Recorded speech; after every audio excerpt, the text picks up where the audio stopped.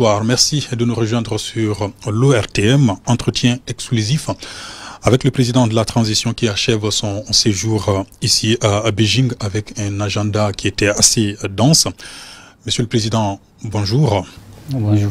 Merci d'avoir accepté cet entretien que nous réalisons, je le disais, depuis à Beijing. Vous avez été reçu dès votre arrivée par votre homologue Xi Jinping. Que peut-on retenir de votre rencontre? Merci. Tout d'abord, nous avons répondu à l'invitation du président Xi Jinping pour participer au 9e forum du sommet Chine-Afrique, qui est une grande rencontre de partenariat entre la Chine et ses partenaires africains. Donc, en marge de ce sommet, on a été reçu par le président Xi Jinping pour faire le point de notre coopération. La Chine et le Mali entretiennent des relations de fraternité, des relations qui sont vieilles plus de 60 ans. Et ces relations ne cessent de se renforcer davantage. Et ces relations portent, entre autres, au niveau de la défense et la sécurité, au niveau de l'éducation, au niveau de l'agriculture, au niveau du secteur énergétique, donc pratiquement tous les domaines intéressant la vie de nos populations. Donc nous avons fait le point de cette coopération, mais aussi sur demande du président Xi Jinping, il a été décidé d'élever le niveau de notre partenariat à un partenariat stratégique. Et cela a tout son sens. Et pour cela, on a décidé que les deux ministres des Affaires étrangères commencent à organiser une visite d'État au cours de laquelle nous allons définir les périmètres de notre partenariat stratégique. Aussi, nous avons discuté de certains nombre de projets qu'on devait finaliser. Il s'agissait d'avoir le financement de SAFODE et cela a été un acquis. Mais aussi, le président Xi Jinping a décidé d'offrir à peu près un montant de 22 milliards sans contrepartie au peuple malien. Donc dans ce montant, il y a aussi une partie qui sera orientée vers les sinistrés des différents cas d'inondation. Aussi, il y a un autre montant qui a été aussi accepté, qui était en instance depuis 2018-2019 et que nous sommes parvenus vraiment à ressusciter. C'était le montant destiné à la constitution de la nouvelle Assemblée nationale et aussi le centre de plaie diabétique. Donc nous sommes aussi à peu près de 25 milliards à peu près. Donc nous tenons vraiment à remercier le président Xi Jinping pour cette donation. Le plus important avec la Chine est que nous, aujourd'hui, nous partageons un certain nombre de principes et de valeurs avec la Chine, notamment le respect de la souveraineté de nos États, la prise en compte des étreintes de nos peuples et surtout la non-ingérence dans les affaires intérieures. Donc cela nous a permis de continuer à discuter et nous allons toujours voir toutes les possibilités qui peuvent nous permettre d'avancer dans ces partenariats stratégiques. Monsieur le Président, vous avez également eu certains entretiens avec quelques homologues africains. De quoi avez-vous parlé? Donc, avec les chefs d'État africains que j'ai eu à rencontrer, nous avons largement parlé des questions sécuritaires.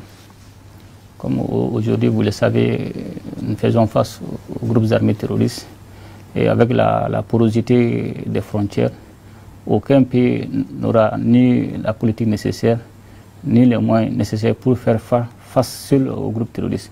Donc nous devons mutualiser nos moyens, nous devons faire partager les renseignements pour que nous puissions vraiment lutter contre ces groupes armés terroristes. Donc c'est dans ces cadres que j'ai eu à échanger avec un certain nombre de présidents, notamment le président togolais, même si on ne partage pas la même frontière. Mais nous devons travailler ensemble parce qu'ils font frontière avec le Burkina Faso. Donc avec la Mauritanie, nous partageons les mêmes frontières. Donc il était nécessaire de la rencontrer, de discuter avec eux pour que nous puissions élaborer la stratégie nécessaire et voir dans quelle mesure on peut s'appuyer mutuellement pour lutter efficacement contre ces différents groupes armés terroristes.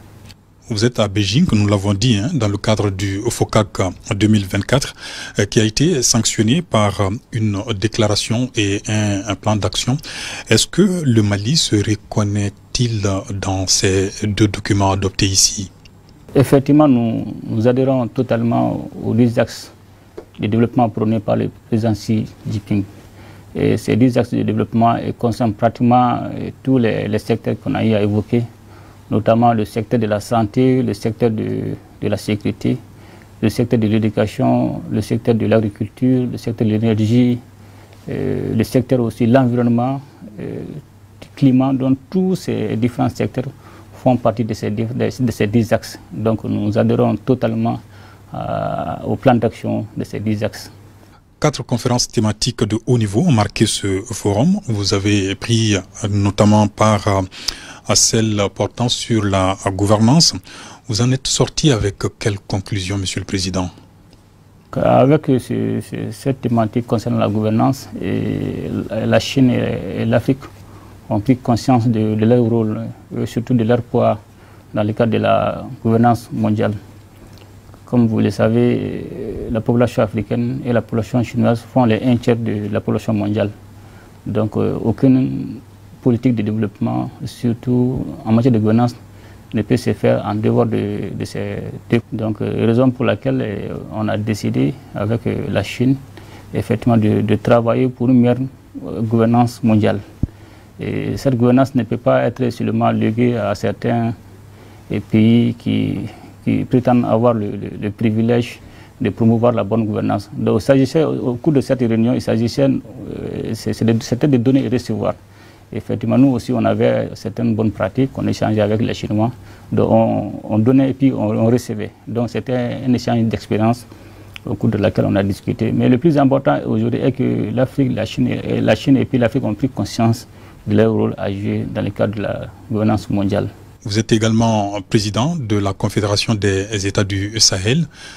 Il en a été question ici au cours de vos entretiens?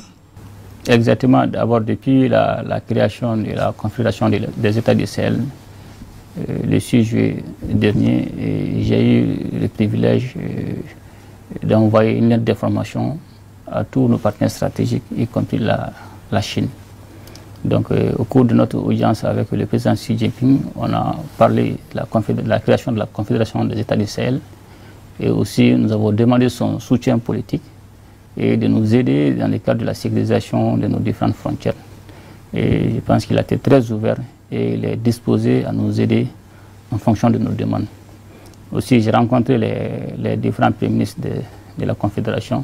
C'était pour les rassurer et aussi les donner des orientations par rapport à notre position qui est de toujours de prôner la vérité en fonction de nos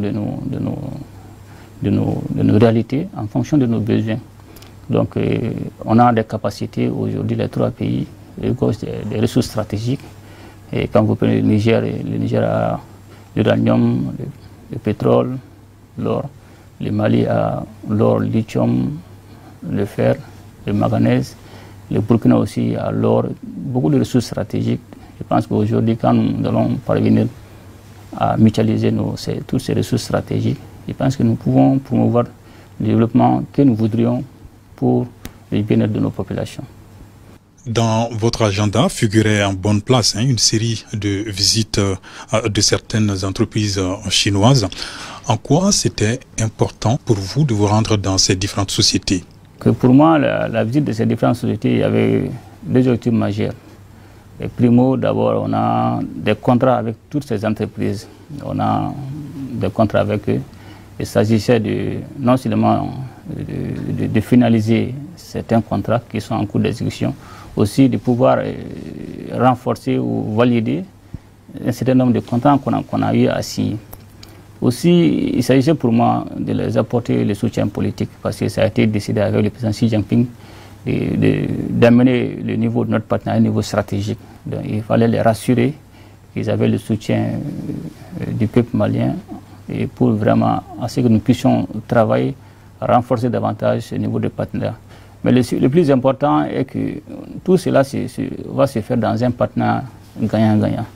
Nous ne sommes pas venus pour vraiment demander sans contrepartie. Aujourd'hui, nos pays regorgent des ressources stratégiques et peuvent nous permettre aujourd'hui de discuter avec n'importe quel pays.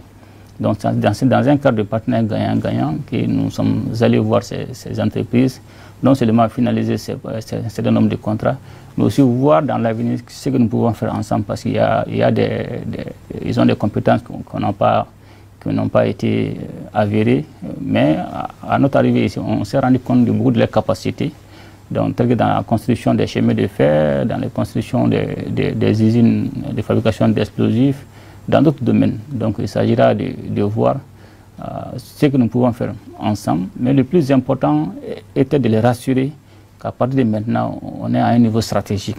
Donc cela va leur donner le poids nécessaire, la volonté nécessaire d'engager tout ce que nous pouvons faire ensemble. Monsieur le Président, le clou de votre séjour a été la traditionnelle rencontre avec vos compatriotes établis ici en Chine. Quel était votre message à leur endroit? On a institué chaque déplacement dans n'importe quel pays. Le minimum, c'est de rencontrer nos populations, de les saluer, saluer leur engagement par rapport à tout ce qu'ils ont fait pour la transition. Aussi saluer leur détermination parce que ce sont nos concitoyens qui contribuent effectivement au développement de notre pays. Donc le minimum pour moi, c'est de les rencontrer, de les saluer, donner la nouvelle du pays pour les rassurer que nous sommes dans le. Donc au cours de cette rencontre, je les ai expliqué tout ce qu'on a eu à échanger comme séance de travail avec la partie chinoise. Aussi de donner des conseils, de respecter la loi du pays de résidence, et cela va nous permettre de les défendre dans beaucoup de leurs demandes. Effectivement, ils ont évoqué un certain nombre de contraintes et nous allons travailler avec au niveau des affaires étrangères pour que nous puissions vraiment travailler à ce qu'ils soient à l'aise ici. Et leur donner un certain nombre de facilités et pouvoir leur permettre non seulement de se déplacer, aussi de pouvoir travailler dans les bonnes conditions. Et au terme de cette visite ici en Chine, vous rentrez à Bamako avec quel sentiment? Je suis satisfait de cette visite parce que non seulement ça a été décidé d'élever le niveau de notre niveau stratégique, ça a tout son sens et tout partir de là. C'est comme si nous venons de commencer la coopération, parce que ça sera une coopération de franchise, une coopération de gagnant-gagnant. Et tous les problèmes qui ont été évoqués par nos compatriotes ici, et tout ce que nous voulons faire dans l'avenir, je pense qu'à partir de cette visite, nous allons relancer tout ceci. Et il s'agira surtout au cours de la visite d'État de cibler des secteurs sensibles, des secteurs qui vont vraiment nous permettre encore de renforcer davantage l'épanouissement de nos populations. Tout ce qui est les projets structurants qui peuvent non seulement promouvoir le développement du Mali, mais aussi assurer l'épanouissement du bien-être de nos populations. Merci, Monsieur le Président, d'avoir répondu à nos différentes questions. Merci également à vous, chers téléspectateurs. Très bon moment de télévision en notre compagnie. Bonsoir.